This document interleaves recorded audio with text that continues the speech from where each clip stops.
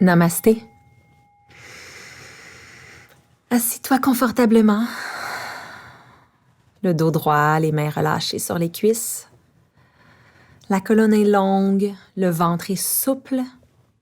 Relâche les muscles de la mâchoire. Et inspire et expire profondément.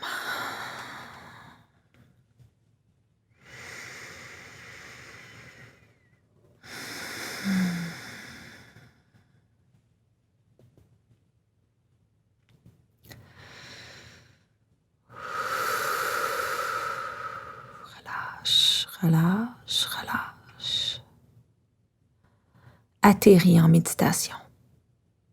Arrive dans le moment présent.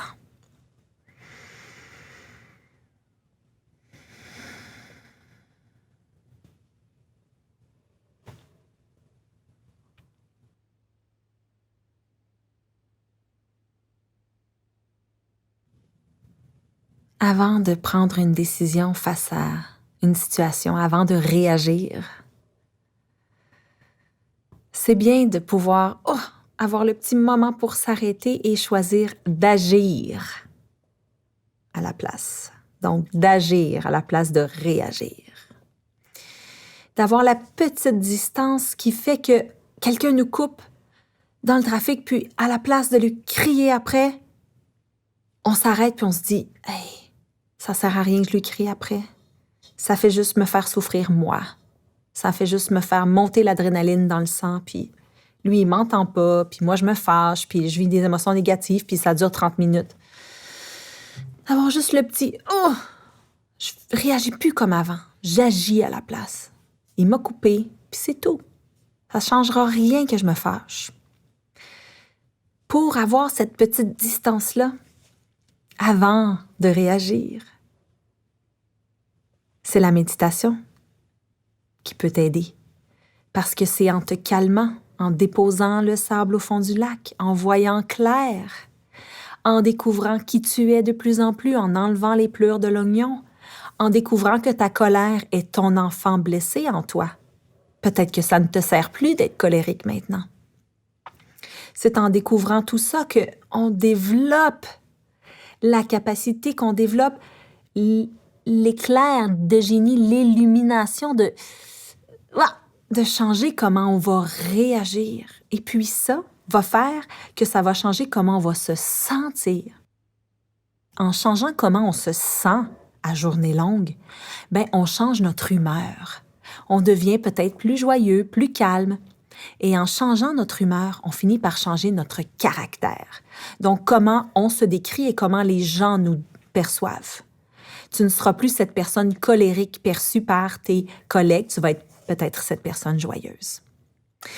Pour réussir à avoir ce petit moment de lucidité, on peut le voir comme un ange gardien, comme un petit personnage qui serait là juste sur ton épaule, derrière toi, là, comme qui serait là pour pour t'arrêter avant que tu réagisses encore une fois, que tu sois impulsif.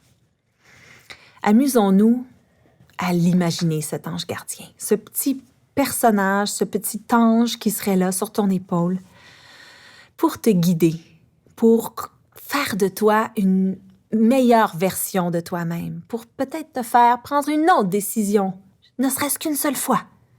Puis ensuite une autre fois, puis une autre fois, puis une autre fois. Il est comment ton ange gardien? Est-ce que c'est une petite fée, comme une fée clochette? Est-ce que c'est comme moi, un gros viking? Est-ce que ce serait plutôt un petit lutin? Essaie de le visualiser. Essaie de visualiser ce personnage qui te suit et qui t'arrête au bon moment. Petit personnage qui, tu le comprends bien, est toi. Hein? C'est toi, c'est ton vrai toi qui te fait choisir de réagir autrement.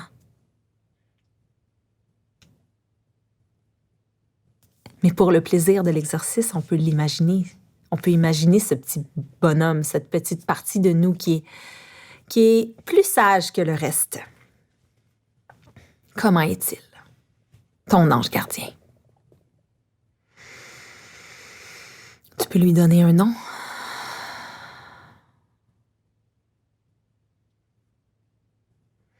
Tu peux lui parler, tu peux le remercier parce que finalement, c'est toi-même que tu remercies.